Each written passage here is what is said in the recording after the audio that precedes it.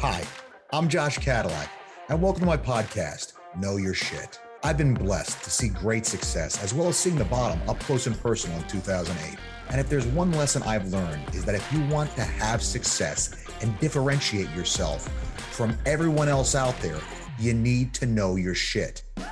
As a successful real estate and crypto investor and an educator, it drives me insane that people do not immerse themselves in their craft. Everyone is so busy advertising and testing new sales techniques, they forget the most important thing, the product. Here I want to talk to the folks that got this right, the most successful people in the world in every industry. Bring them to you and find out what they learned in their business that made it great. When you listen to my podcast, you will know for sure that the topics and experts we have on have one thing in common. They know their shit. Hello, everybody, and welcome to the Know Your Shit podcast, where our knowledge and pride in what we do drives us to be excellent. My name is Josh Cadillac, and I'll be in the driver's seat for today's show as we strive to learn how to stop doing deals and start closing for life. We got a great show for you today. Without further ado, let me introduce my amazing guest, Mr. Wally Bressler. Wally, how you doing, my friend? I'm still recovering from the fact that you're a Yankees fan and a Red Sox fan, but other than that, I'm working through it. I'm processing it. I got to give you time to do your thing, your process. Absolutely. Yeah, no, I'm amazing. Really grateful to be here today. Thank you, sir. Thank you. No, great to have you, man. It's my privilege.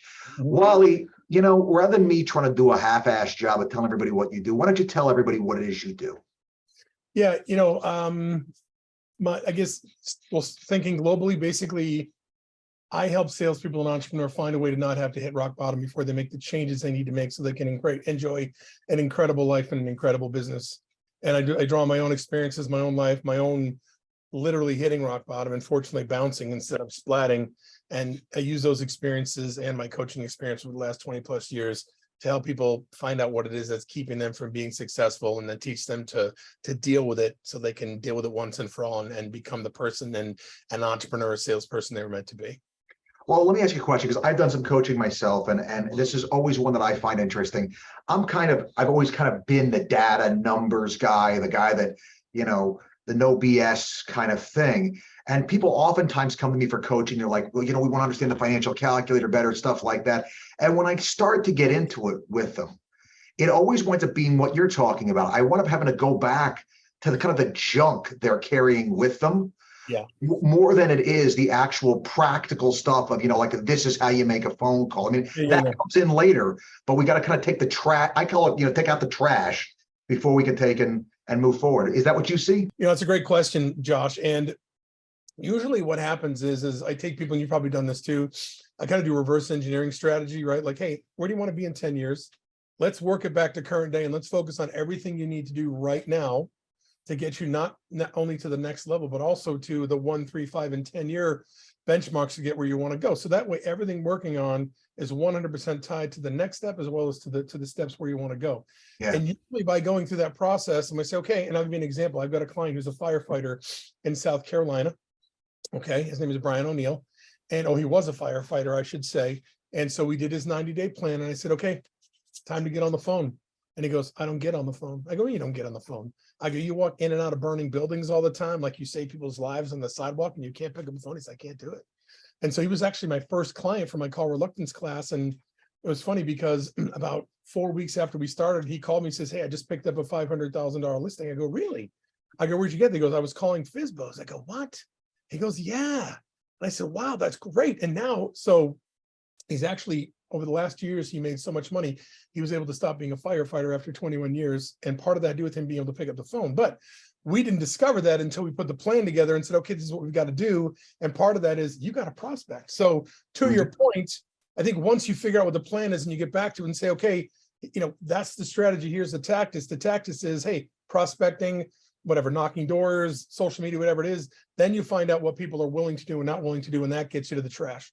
I think that's how I've kind of identified that. If that makes any sense. Yeah, no, it makes sense. I mean, I kind of come at it, and it's interesting because I love how you're coming at it. I kind of come at it from a different perspective. It's almost kind of this holistic kind of idea of, because one of the things I teach is ethics and the idea of virtue ethics, the idea that every decision you make makes you more or less like what what the best version of you is.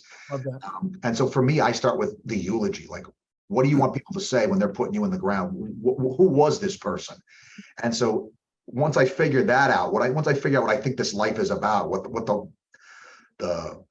the best stuff is, who do I want this person that's there to be? What are the, then I can take and from that kind of come up with my standards for what my life is going to be. And that way, when I get to those decision points to go left or right, well, which one gets me closer to being the person that I'm trying to be? And so, yeah, that's, different ways of skinning the cat, right? Always. And Meg, can I just throw something in real quick? Sure. I mean, I don't know how old you are. I think maybe a little older than you, but classic like Zig Ziglar, Brian Tracy, Dennis Waitley stuff. Is this decision I'm making, is it taking me closer to where I want to go? Is it taking me further away? Right. Absolutely. That whole process. Is this decision taking me where I want to go? Is it taking me away from it? And I think we got to teach people to use that awareness to be able to make those decisions. And I do love the integrity, aspect of what you're talking about and understanding who we are and kind of what the legacy is that I want to leave for people. So I respect that tremendously. That's great. Yeah, now that intentionality, that's absolutely, don't just act like it's a one-off. Like everything you do makes you more or less like something. And that's more like what you want to be or more like what you've become in most people's case. So yeah, no, it's good stuff, man. I'm on the same page. Let me ask you this, Wally, what got you started doing this, man? What, getting into coaching? Yeah, or real estate or coaching. I mean, what was the beginning? So I actually had call reluctance for 10 years myself. So it was kind of interesting. In 1998, I was, no, pardon me, 1988. Oh my God. So 1988, I was a junior in college. Everybody's like, oh, you're a nice guy. You're not going guy. Get into sales. Every MLM on the face of the planet has approached me at one point or another because I'm an outgoing guy, And so I tried to do these, like, I guess you would call them like low-level financial plans for people who were in tough situations financially, but needed insurance. And so I couldn't pick up the phone. I made one sale. Mr. Willie came in at the end of the summer. He's like, hey, you're not doing good at this. You think you need to go? I'm like, I kind of do. So that was like, and then that was 1988. And then I graduated from college. I went into the mutual fund industry and I worked on the phone desk, first with customers, then with brokers and stuff, and learned how to talk to people, presentation skills, really worked through a lot of the stuff I needed to emotionally at that time to get better on the phone. And then, over that period of time, there's a woman who was my best friend, her boyfriend and then husband was a real estate agent, and we got to be good friends. And she's like, oh, you should go work with him. You should go work with him. She kept saying that. And I was thinking about it. And then one day at corporate America, you work in corporate America? At one point, so you're smart. So you're smart. I was self-employed the whole way, man. Yeah, man. I looking back, obviously we can't change it, but I mean, I didn't get out of corporate America until I was 30. It took me a while, but I remember the day. Still remember the day we had done a presentation contest, and I had done well. I knew I did well. Everybody saw that I did well, and I came in third place, and I was so mad. And I called him. I said, hey, this guy ended up being my mentor. I'm like, can I come talk to you? He said, sure. I drove to his house, and when I got there, he was painting his deck. I said, what, why are you in real estate? He goes, well, what'd you do today? I said, well, got to work at 7, left at 7, grinded on the phones for somebody else, complained and whined about my presentation contest. I go, what'd you do? He goes, oh, I had 2 closings. I wasn't there. So the checks were on my desk when I got back. I drove my motorcycle out to the beach, had lunch, and I'm back painting my deck. I'm go sold. And so I'm like, done, sign me up. Yeah. I became a real estate agent, and he's a great mentor, great system. I sold 72 houses in my first 14 months in the business. Nice. So very fortunate, got connected with the right guy. That was more his system than it was me. I mean, he basically set me up for success from the beginning, and then he grew his business and asked me to be the sales manager and some training. And I helped him grow that office to about 400 plus transactions a year. And I got bit by the coaching bug. And so I started training and coaching people in the office. And so I was still doing sales. And then in 2006, I started coaching full time. Good stuff. Yeah, I enjoy it. Yeah, no, it's one of those things that when you see you can really help people, it's very rewarding. I was surprised by it myself because I teach all over the country, but one-on-one, like I was like, what am I going to say to an individual to take? And I don't know what your situation is, but I mean, it's really it's the same stuff we all struggle with, and it's just kind of trying to get through it. So, where do you think all the success came from for you, Wally? Living a lifetime of blowing up my life, basically. And honestly, I mean, I don't know how far back you want me to go or how much of my story you want me to develop or anything like here, but it's I mean, the short answer is that all my success in life came from me trying to outrun all the shame that I experienced my entire life, if that makes any sense. Oh yeah, Yeah. sure. One of, the foundation of the program I teach people is that if I can't get on the phone now, if I can't get in front of a video camera, if I keep sabotaging my business, if I can't follow a calendar, like it's not from something today, it's from something that happened when we were kids, are you what I don't know your last name, but you must know some Italians. You're from Brooklyn, you must know an Italian or two. What I am, but I am Yeah, Italian. so Yeah, then so then you'll appreciate this because my family's from Brooklyn and Queens and Gotti's and Russo's. And so there's three ways you get communicated with as an Italian family. You get yelled at, yeah. you get hit with whatever's nearby, and you get food. And so, right, so that's right, that's what it is. And so you got one of those three. Hopefully it was food, but anyway, so but the thing is when I was younger, when I was like 3, 4, 5, one of my punishments was to be sent to bed without food.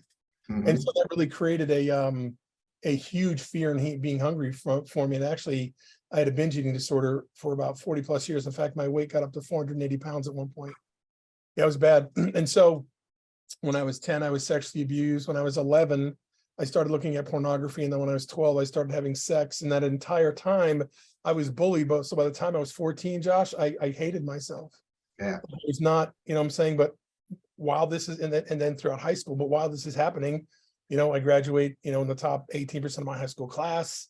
I was very fortunate. I got, picked to be New Hampshire Defensive Player of the Year. I played college football, went to a great college. I was a 4-year letter earner. I was making $100,000 back in 1998. By the time I was 28, married, 4 kids. I mean, if you were looking at my life from the outside, you'd be like, wow. Yeah, but yeah. in the meantime, I'm addicted to pornography. I'm addicted to sex. I'm addicted to food. I'm addicted to money. I've probably blown $5 million in my life so far. I cheated on my ex-wife 4 times. Now I'm helping people build their businesses and building successful businesses and whatnot. And I can't even take care of my own life. And, 2005 and 6, we talked about this at the beginning. Market goes a little sideways. I decided to do some real estate investing, and my former partner lied on about $15 million worth of mortgages. Ah, jeez. So my name was on paperwork. I had to accept responsibility for being there, even though I wasn't trying to steal money. And I spent 366 days in federal prison on 1 count of mail fraud. Jeez. And then, yeah. And then if all that wasn't bad enough, the year after I got out of prison, I met somebody, and, I get to get out of prison. I'm like, I want to do a better job. I want to be a better person, though I didn't deal with any of my problems. And so I met a woman, and we dated for 4.5 years. I asked her to marry me. I ignored all the red flags. And finally, 4.5 years later, she wouldn't move down here. So I broke up with her. And then a week later, I found out that she had actually lied to me about everything, was married the entire time we were together. And it was so basically at that point, and for me, that was the last decision of a bunch of bad decisions. And I decided I was going to take my own life. And I was sitting literally in the same place I am right now. And I was looking at the window of my French door, my house. I'm thinking about how I'm going to die. And then God's like, hey, you remember your dad died? My dad died when I was 23, right, pretty much after college. And so I said yes. And so I basically, decided then that I was going to change who I was and how I operated and what I did. And so the last several years, I've overcome all those addictions. And so the success I'm having now is a result of actually facing all those issues and really working through them, accepting the fact that I'm good enough the way that I am. And more importantly, I did all that stuff. I'm a convicted felon. I cheated on my wife. I blew all that money, all those things. And that though I did all those things, I also know that I didn't do them because I'm a bad person or for a reason to be shameful. I just had a bad operating system, and I wasn't taught how to really handle things, and so I did them to make the pain go away. So I would say that from year 1 to year 48, 49, my success was from trying to hide the fact that I hated who I was and that I was an addict at many levels. And so I was successful despite myself because I was covering up who I was. But literally, right, through shame and guilt. And so, but the success I've had over the last 4 years has really come from looking at who I was, accepting who I was, and then realizing that irrespective of how long we've been dealing with, without respect to how bad it was, that once we acknowledge those things and make peace with them and let them go, that we can create a great life for ourselves, And so that's really the difference in where the success comes from now. It comes from, like what we talked about earlier, is wanting to serve at a high level and really not wanting anybody to feel like they have to hit rock bottom in order to make the changes they need to make in Yeah. life. That's kind of where we are now. Yeah. Thanks for tell that story, by the way. No. It's important. You can't understand the person until you understand what went into making the person. Right on. And so that Mhm. that pain, and those things can take and identify us, or they can take and be the things that the foundation of where we build something back bigger and stronger. And so, Right on. Right oh on. man, it's as I said earlier to you, we don't grow on the mountaintops, we grow in the valleys. Right. Mhm. So there's a place for being a good boss to yourself. That's how I usually refer to it, as the idea of being a good boss to yourself, a good CEO. A good Mhm. CEO wants you to be the best you can be, not just because they want it for the business, but they care about their employees. A good CEO cares about their employees. You are both your CEO and your employee. You and I both know that we Mhm. have these negotiations with ourselves. Right on. Right on. I mean, for me, I talk about it all the time. I have the negotiation about the double stuffed Oreos that I know is in the cupboard on Tuesday. I'm not supposed to have them until Friday, but I start talking to myself about them. And the next thing I know, I'm covered in chocolate dust and shame, right? That's And right. so it's a thing. And so that's that war between, I mean, literally a Mhm. negotiation with ourselves. And so, as a person that struggled, for me, food was one for a long time. I've Mhm. struggled with it as well. My dad, I grew up with a father that was morbidly obese, and food was always on the table. You were going Yeah. to New York, the first thing you figured out is, where are we going to eat, and then what are we going to do? Always. I mean, your birthdays are probably the same as mine. Like, and I love, you ever watch Sebastian Maniscalco, because he really captures, ever seen his stuff? He really captures, you got to watch these players, because he grew up Italian in Chicago, and he really captures the essence of being an Italian child. It's like, even though our families are not in the mafia, being an Italian family is like being in the mafia. You only spend time with your family. You know Yeah. what I'm saying? Like, right up in New York, you lived, your grandmother lived in the first floor, your aunt and uncle lived in the second floor, you lived on the third floor, right? And nobody came in from the outside. So my birthday parties were all family members, as much Italian food as you could stuff in your mouth, and you got $5, so, but again, everything's done around food. And so that was part of it. You'll appreciate this metaphor, because you're in real estate, and anybody who's watching is in real estate. Have you ever pulled up to a house where the front yard was strewn with toys and had crap all over of the front yard, and the grass was overgrown, and walked in the house and the house was pristine? Never once, right? And that's really a metaphor for our lives, right? If we're a mess on the outside, Mhm. I'm saying, if we're a mess in our finances and our weight, or we're alcoholics, drug addicts, procrastinators, like that's just the physical representation of what's going on the inside. Outward manifestation of the 100%. garden. Absolutely. No, Yep. 100%. Mhm. So Wally, what do you like best about doing what you do, bud? And I think you hit on this earlier. I think you're doing my part for me, which I love. You're making my job easy. I appreciate that. But helping other people create a great life, and I think what I like best is that some of the best friends I have are people that I started working with literally 10, 15 years ago, who I was fortunate enough to be able to help them build a life that they were able to step out of their business, and I work with a lot of people through the Great Recession. So those folks are doing really well now, because they navigated through the storm. So, but that I can create a great life for my family by helping other people create great lives for themselves. And I think that's what I like best is that I can pick the phone up and call somebody, and they can tell me, the vacation they just went on, or the car they just bought, or how they were able to pay off, debt for their family. Or I work with a couple that was able to adopt a kid or whatever, because of the stuff I was able to do with them to help them grow their business. And as a coach, I think you'll appreciate this. Like, coaches just tell you how to do stuff. We can't make you do the work.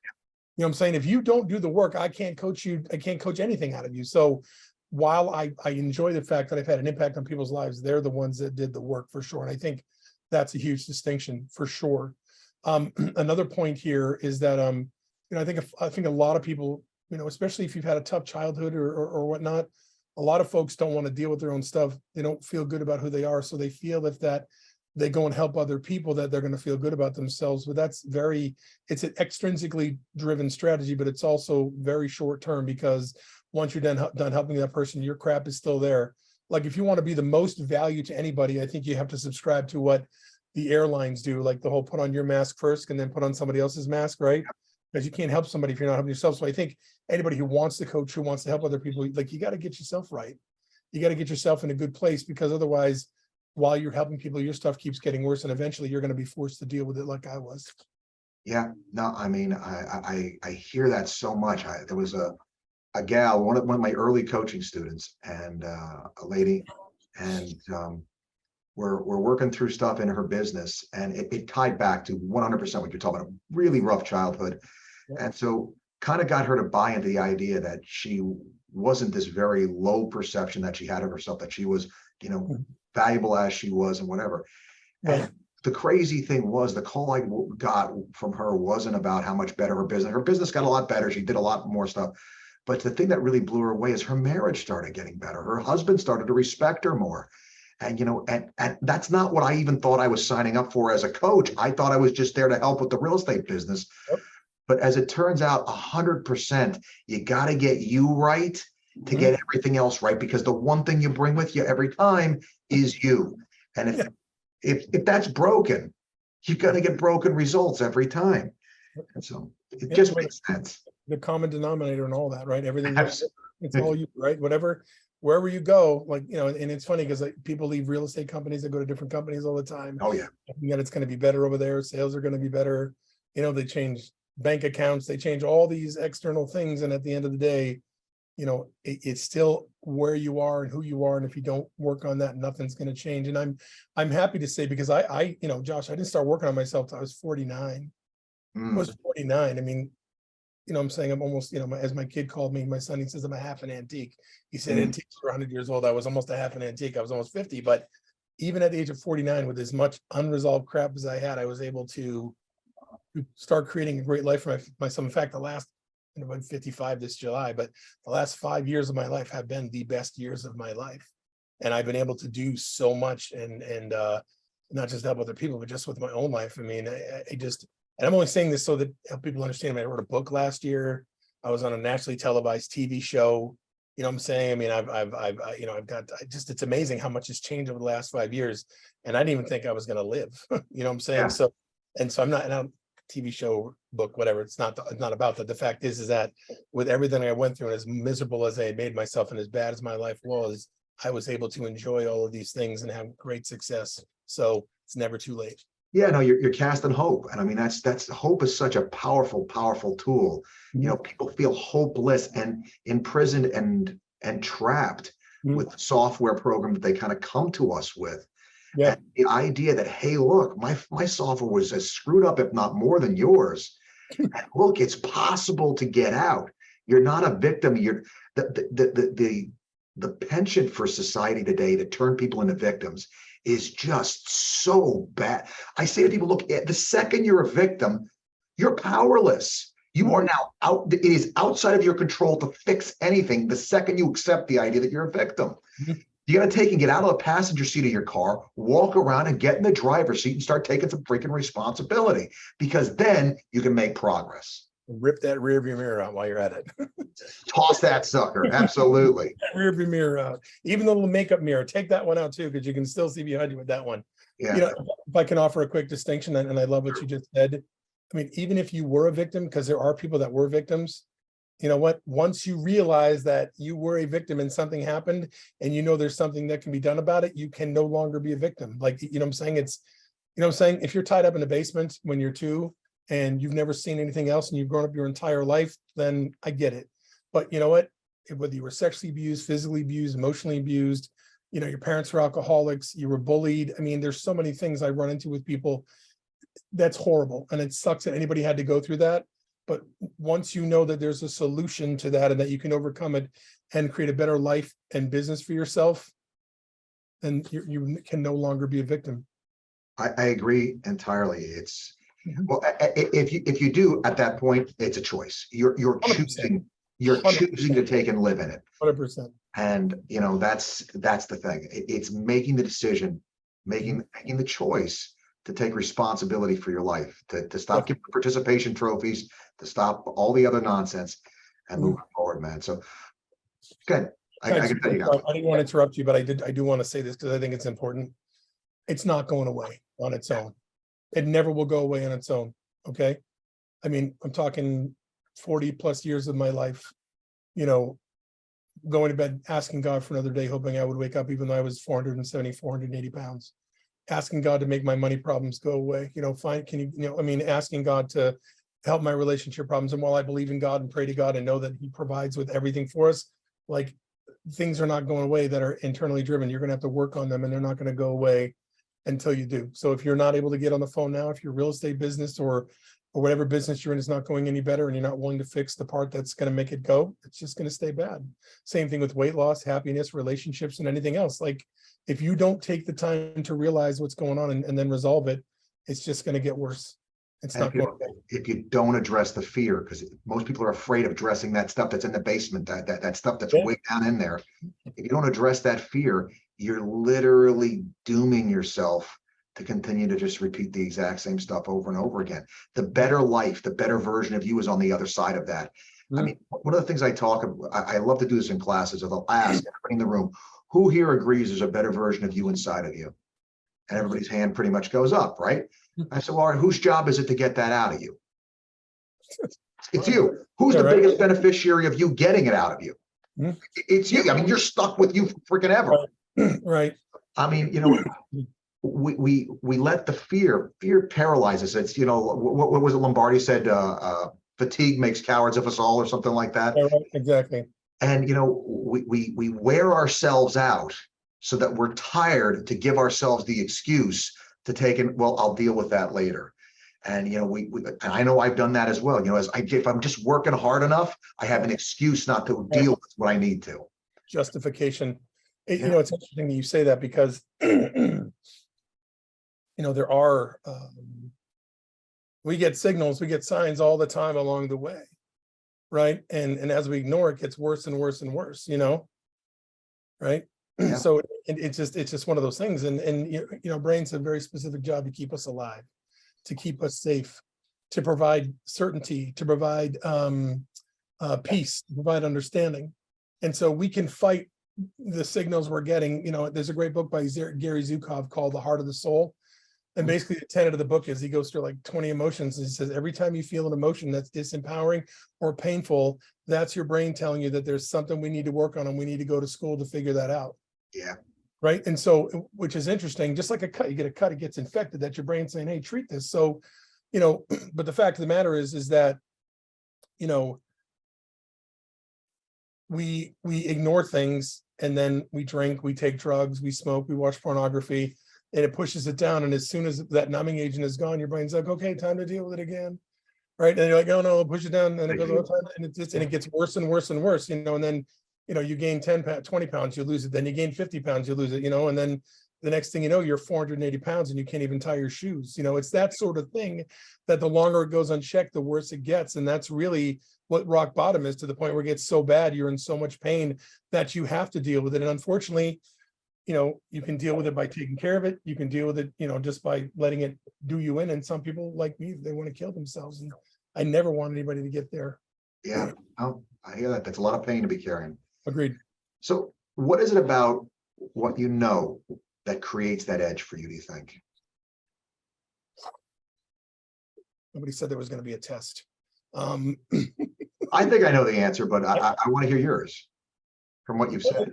Can you ask the question again? What is it that I know? What is it that you've learned? What is it that you know that creates that edge for you? That makes you good at this? That no matter what the problem is, there's a solution for it. Yeah. There's nothing in the world where there's not a solution for something. There's a solution for everything. We may not like the solution, but you know what? We're always going to get through it. Always going to get through it. Yeah. No, I was going to say that, you've survived it yourself, that you've seen it. Yeah, exactly. Yep. You've lived it. So doesn't matter what you throw at me.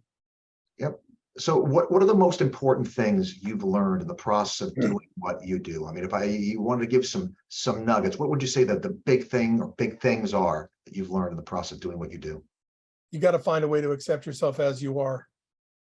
Because if you don't accept yourself as you are, then you're not going to be grateful for the things that you have. And then you're not going to look outward and say, okay, how can I make this even better? You're just going to be so concerned with, I'm not good enough. I don't like who I am. I'm not tall enough. I'm not smart enough. So accepting who we are as we are, because as you know this, Josh, we're all good enough just the way that we are. Yeah. Right? Just the way God intended us. Everybody's tall enough, smart enough. We're all where we are because of the way God wanted us to be.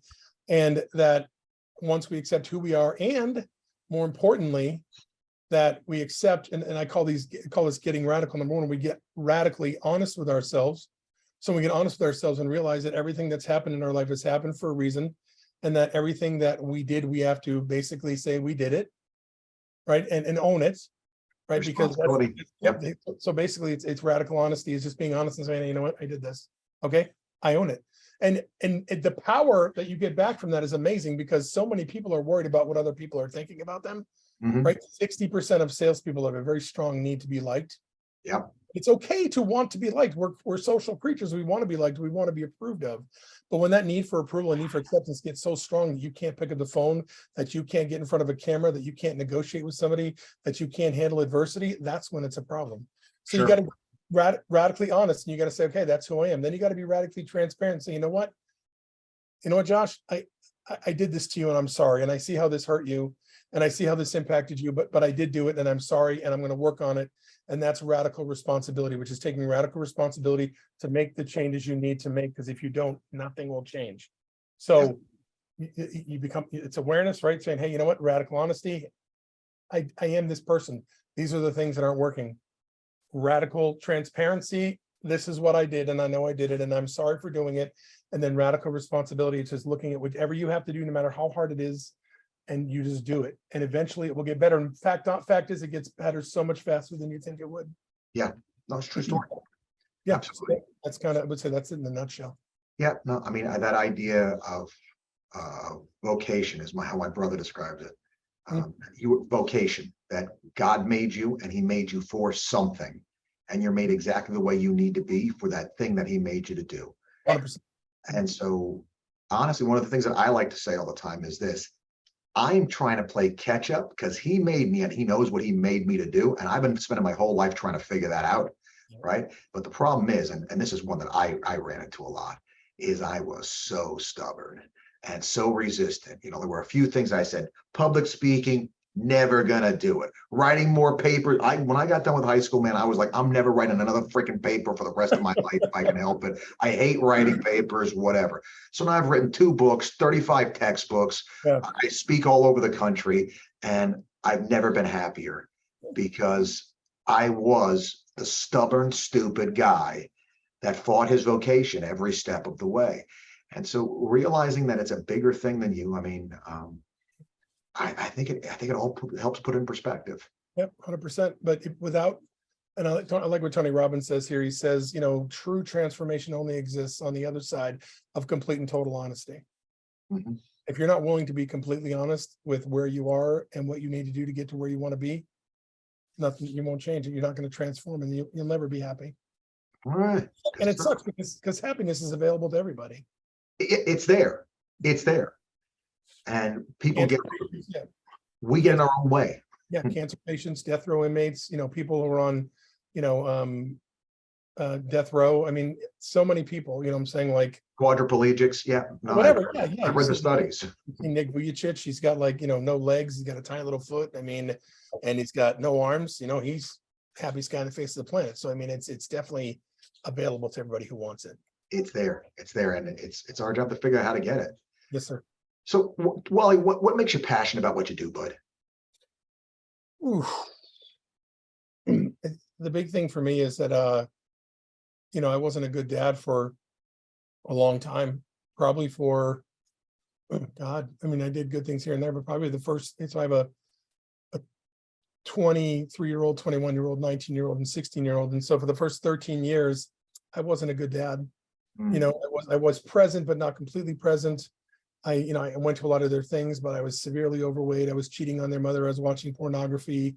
I wasn't a great dad. And so what makes me passionate about what I do is knowing that everything that I'm doing is going to allow me to teach my children the lessons that I wanted to teach them when they were younger, teaching them the lessons that I wish I had learned when I was younger, teaching them how to manage money, teaching them how to have great relationships with people, and so I'm passionate about what I do, because I know that's giving me the opportunity to create a life that gives me the freedom and energy to go ahead and be the father that I need to be to my children.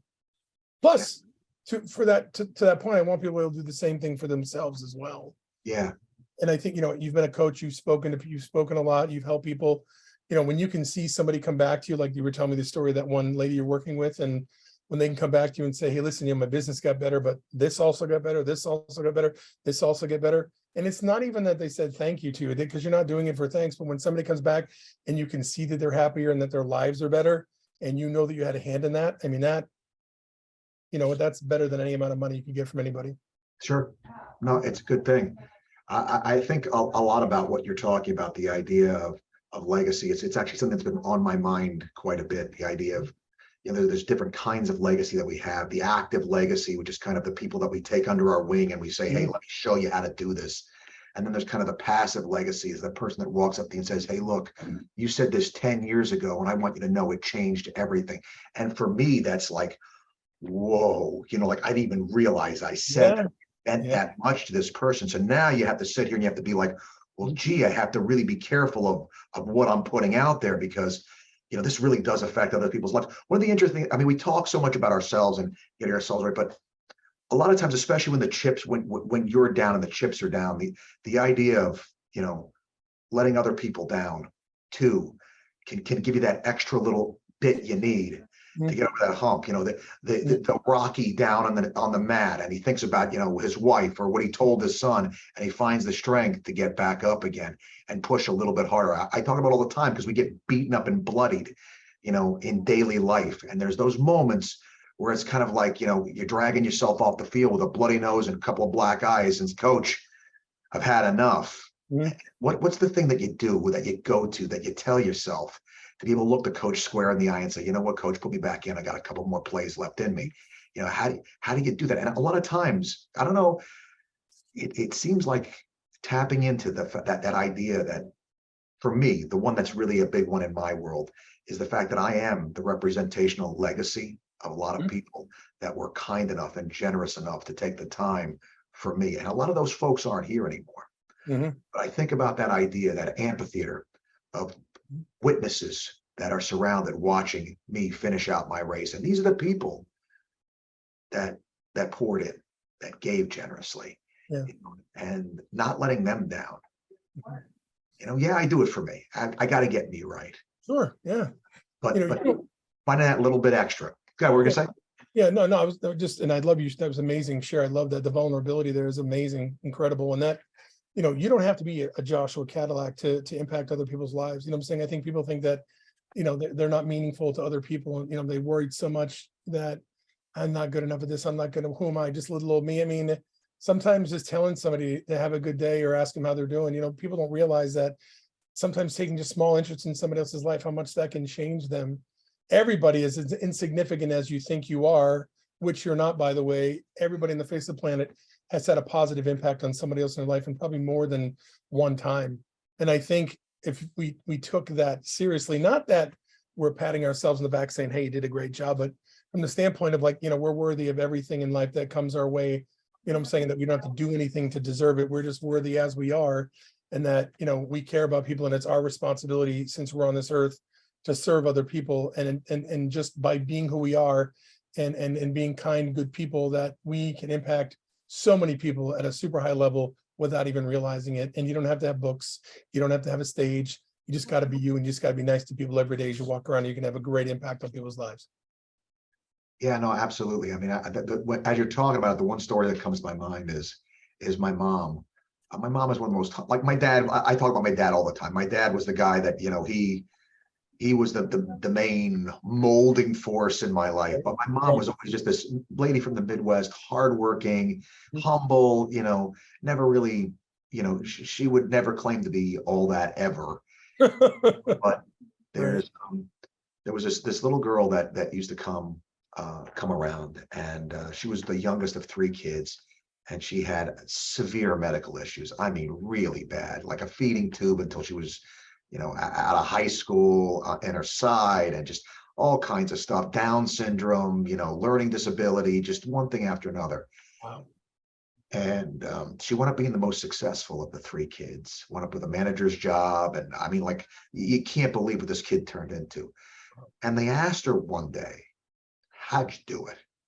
And she said, Joey, my mom, told her one day, you can do anything you put your mind to. One time.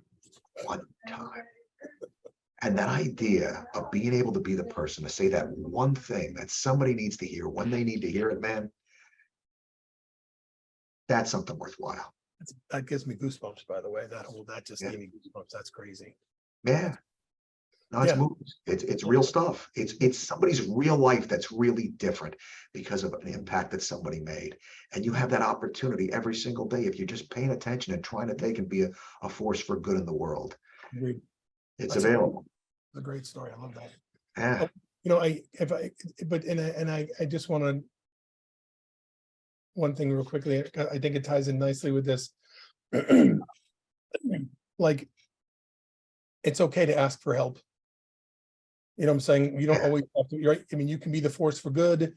You can be the person that stands up and helps people. You can be all of that. But sometimes we all need help, and strength, true strength is vulnerability. Yeah. Being willing to ask for help when you need it. That's what being strong is about. It's not always being up all the time. It's not always being happy 24 hours a day. It's not always giving. Sometimes we have to ask for help and get that help so we can get to the next level. So don't feel like, you know, it's your job to add value 24/7. Sometimes you're the helper and sometimes you're the helped, and it's a give and take. Absolutely. It's all trying to take and come together to live the best possible life that we can. Agreed. And that's sometimes giving, and that's sometimes having asked for help. You're absolutely right, man. And I'm glad you put that in there. Thank you. What are you most proud of in business you've accomplished, Wally? That I'm still in business. Perseverance, baby. I mean, really, I mean, 2014, I have 54 cents to my name.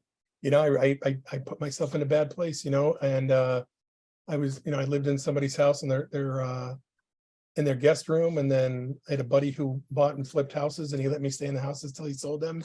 People were buying me food. People had to buy me clothes. I had 2 boxes of stuff. I mean, and I had to start my life all over at 46 years old. You know what I'm saying? So. Yeah. What I'm most proud of is that I'm not only that I'm still in business, but that I'm actually running a business that I can now help other people with, if that makes any sense. Yeah. You know, I mean, just because here's the thing, it's like everything in life. I'm sure there were times in your life where you could have easily gone into your bedroom and just curled up in a little ball and said, I'm done, right? Yeah. at least once or twice, right? And so that's really what I'm most proud of is that I'm still here and I'm still doing what I'm doing, and I'm self-employed, and I can take care of my family and do some good things. I tell people all the time, if you haven't cried yourself to sleep doing the real estate business at least once, you're probably doing something wrong. Nothing can break your heart like this business, you know. Yeah, there may be no crying in baseball, but there's definitely crying in real estate. Real estate, oh yeah, it's a thing. Absolutely. So if you had to give our listeners one piece of advice, what would it be?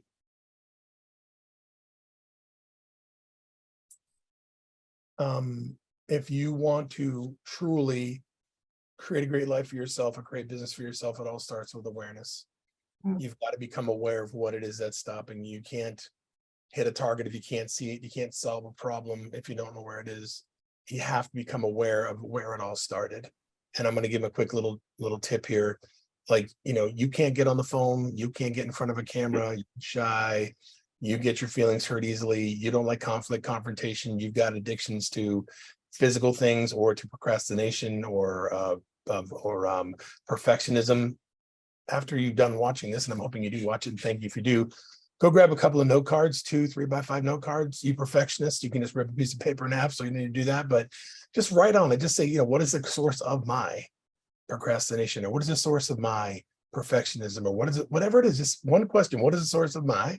Keep one on one card with you that day, put the other one next to your nightstand, and by the next day, you'll know exactly what it is that's causing you to feel the way that you're feeling, because your brain remembers everything that's ever happened. If you tasted it, touched it, smelled it, heard it, or saw it, it's in there. And there's an experience when you were younger, between the age of being born and 12, that triggered your fight or flight response, mostly flight, and you cultivated it over your entire life just by reinforcing whatever it was.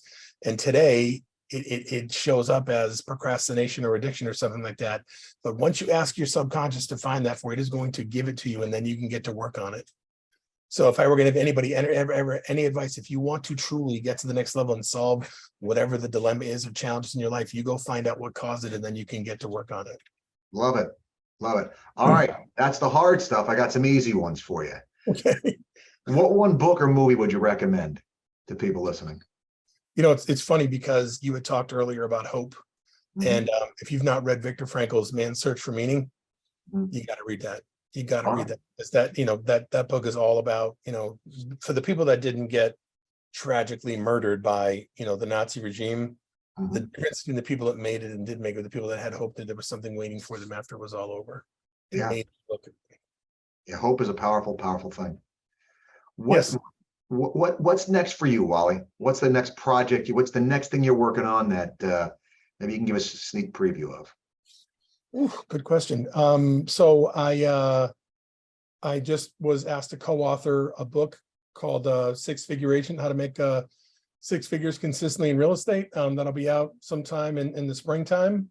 And it's a bunch of real estate experts and whatnot from around the United States and Canada. And you know, just talking about the tips and tricks and strategies that they've used to go ahead and generate six figures on a regular basis within the real estate industry. So it's being published by Celebrity Press. It should be on Amazon sometime April or May. Nice. Yeah. What is it, Wally, that you do to unwind? I'm big on mindfulness. You Okay. know, I love I don't drink. And going out to eat is really not an option because that's the last thing I need to be doing. I still have weight to lose, but I like mindfulness. I'm a big fan of the mindful movement on YouTube. And I like doing some guided meditations, and they have all kinds of for anxiety, for relaxation, for sleep, for clearing. And it's good to just go ahead and crank on one of those and listen to one of those for 5 or 10 minutes and just give my brain a break. I like to read, you know, I enjoy a couple of shows. I've got kids. I mean, I like to do stuff like that. But for me, just sitting down and going through one of those and gives my brain a chance to not focus on anything is really what I enjoy. Giving it a chance to rest as Yeah. as And we it are needs a so rest. It needs a rest. it does. We ask our brain to do so much. And at the speed that life moves right now, human beings have never moved at this kind of speed. And so the amount of incoming our brain has to deal, I think that's the reason why we see so much anxiety. Is just Yeah. there's so much incoming. And you know, Mhm. human beings just haven't ever had to deal with this at this Mhm. level. So it's a thing. Wally, last question. Where can people find you? Great question. Thank you for asking that. Got a website called triggersalessystem.com. It's right up there. You can see how it's spelled. So triggersalessystem.com. And anybody who goes there, you can grab 30 minutes on my calendar. So if something I said today impacted you, because I know as we were talking, Josh, people's brains were going back and looking and going, I remember that, right? You know, it just happens. Your brain does it without your permission, but you want to find out a little bit more about what's making you tick, why you can't get on the phone or whatever, you know, go ahead, grab 30 minutes of my calendar. It's not a sales call. There'll be no sales. There'll be no pitch. I will tell you about what I do if you want to find out, but mostly it's about helping you get to the point where you can identify what it is that's keeping you from being who you want to be and going where you want to go. And that's my gift to you. So triggersalessystem.com, click on the Getting Wally's calendar and we can grab some time together. Fantastic, Wally. Thank Well, you, Wally, thank you, my friend, so much for your time. It was Thank you. genuinely time well spent for me. I really enjoyed hanging out with you. Yeah, honored to have been on your show. Thank you, and thank you for your vulnerability and for making such a great platform for people like me to share my ideas. All right. Till Thanks. next time.